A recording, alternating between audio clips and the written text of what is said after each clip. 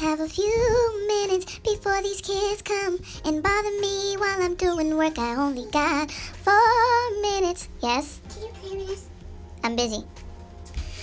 Hey guys, welcome back to Flo's Kitchen. If you're new to my channel, don't forget to hit that subscribe button. If you're not new, welcome back. Today I'll be showing you guys how to make legume without meat. That's right guys, vegetarian legume. Alright, so let's jump right to it.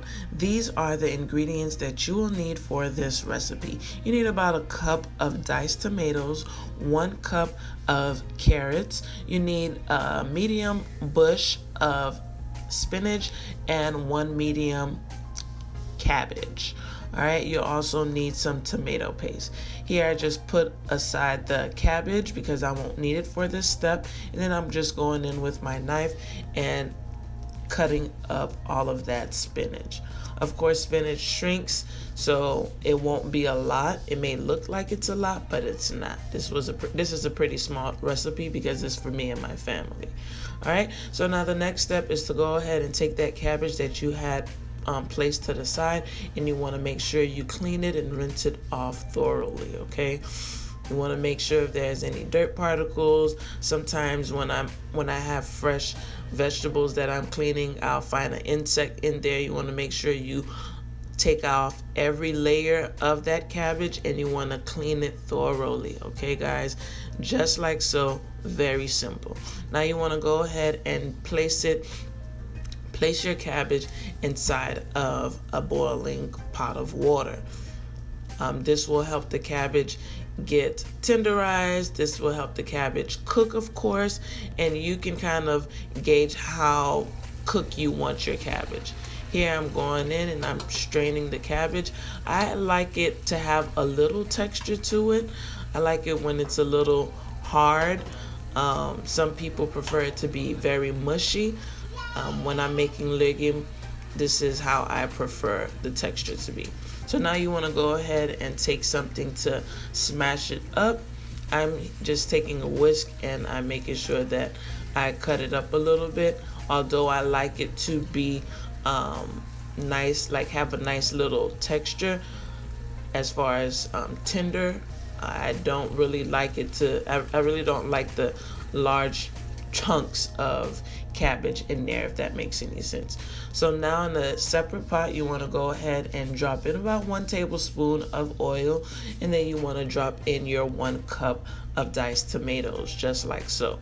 You want to let that fry up for about, I want to say 2 to 3 minutes, making sure that tomato cooks down. This helps the legume to have a really good flavor, a really good texture as well. And then you want to go in with 1 tablespoon of tomato paste. All right, all together I'm putting in 2 tablespoons of tomato paste, but right now I just added that 1 tablespoon of tomato paste, and you just want to mix it up, stir it up just like so. Very simple. Now this is a vegetarian dish. No meat is added.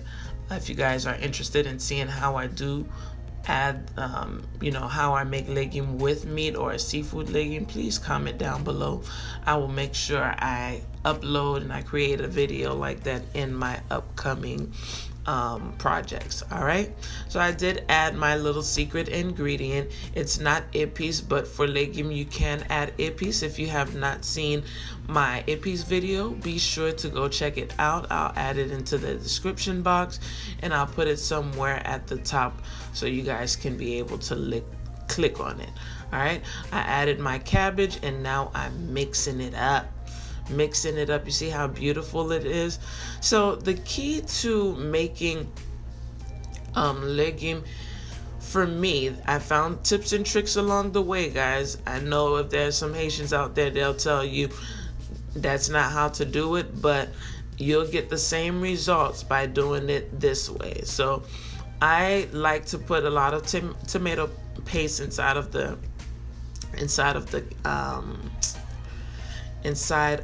legume, because that's the redness that I want.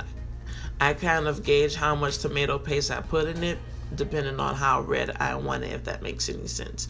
All right, and then here I just put in my spinach, and I'm just folding it in with the cabbage and diced onions. I don't really like my spinach to be all mushy. I like to still see the spinach, because spinach does cook fast and it can get mushy. So I like to still see it. So that's why I also had cut it up a little thicker. Here I'm going in with my favorite seasoning. If you guys been following me for a while, you know that I live by this this seasoning. So I did add about 1 tablespoon of each seasoning. 1 of the orange one, 1 tablespoon of the green one, and I mixed it up. I did also add 1 teaspoon of salt, and I'll give you guys a little tip. If you like your legumes sweet, you can add a little sugar, okay? That's one of my my things to do when I'm cooking legume. And guys, the best way to season your food is to taste along. You know, taste while you're doing it so you don't over season it. I can give you the measurements, but you may realize, oh, it doesn't have enough salt, or it has a little bit too much salt. The best way to do it is to taste as you go, okay? Now I'm going in with my carrot. I did want to mention that I cooked my carrots separately, only because I don't like my carrots to be smushy or mashed up in the legume. I like my food very colorful. I like to see everything that I'm eating. So I don't, you know, with cooking legume, it can be a pot of treasure. You're digging for stuff to see what you're eating. So when I cook it in a way so I can see everything. And I like my carrots to be tender. I don't like it to be smushed up. So this is pretty much it, guys. If you enjoyed this video, if you enjoyed this recipe, please like, comment, and share. Don't forget to hit that subscribe button and turn on those notification bells, because there will be more recipes coming.